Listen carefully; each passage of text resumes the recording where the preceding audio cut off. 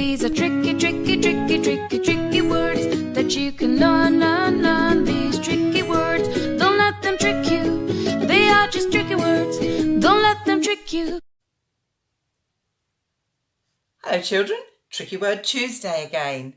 Okay, today I've got two words that some of you have already looked at, but I would really like to look at them again because they are coming up more and more often in the things that we're doing. So, two words to start with. The first one is the word some. Now, some is definitely a tricky word because when you say some, it sounds like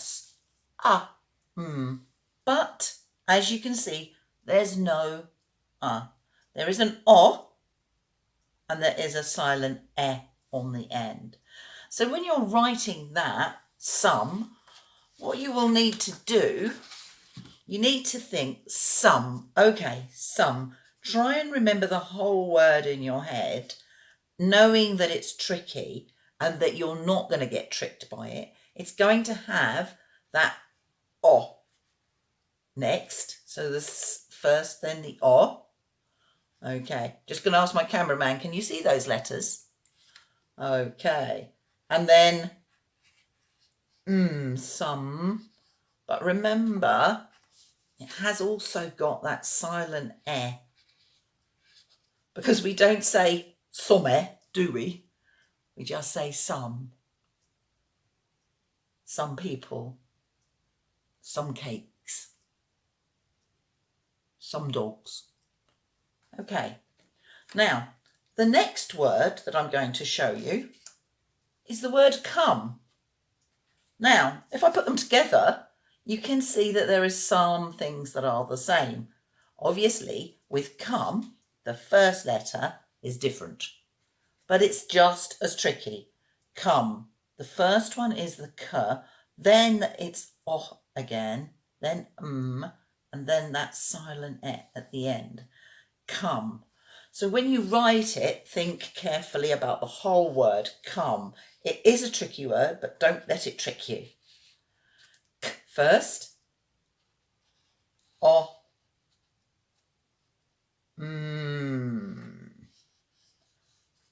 Don't forget, you're remembering the whole word as a tricky word. Oh, that went wobbly then. It can get smaller and smaller. I'm sure you'll do better than me, children. Okay, some and come. Let me put those together. Some, come.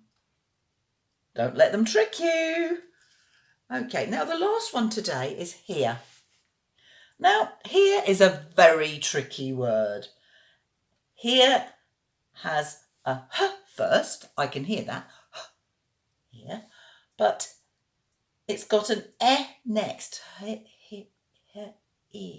Doesn't sound like an e, does it? And then at the end, it's got one of those silent s that you can't hear, same as on these other two. You just have to know it's there. Here. It means like something like here. Here is a piece of paper. Here is a pen. Here are my glasses. Okay, here. So, some, come, here.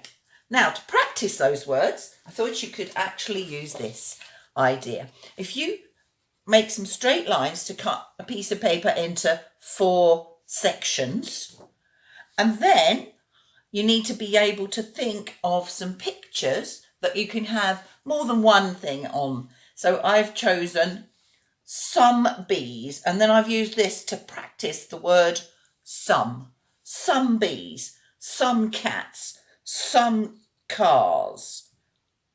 And the last one I used to practice come and here. The mummy in this picture has this big speech bubble coming out of her mouth, and over here is the little boy. Oh, it could be a little girl, actually. I can't see. They're such a long way away. And I think that's why the mummy is saying, come here. And I'm practicing my tricky words. So I've had 3 chances to practice some and another chance to practice come and here. Have a little go and see if you can think. You don't have to do the same pictures as me. You might be able to think of something else that you could draw in those sections. But it's a really good way to practice what you need to know. Some, come and here. Bye for now.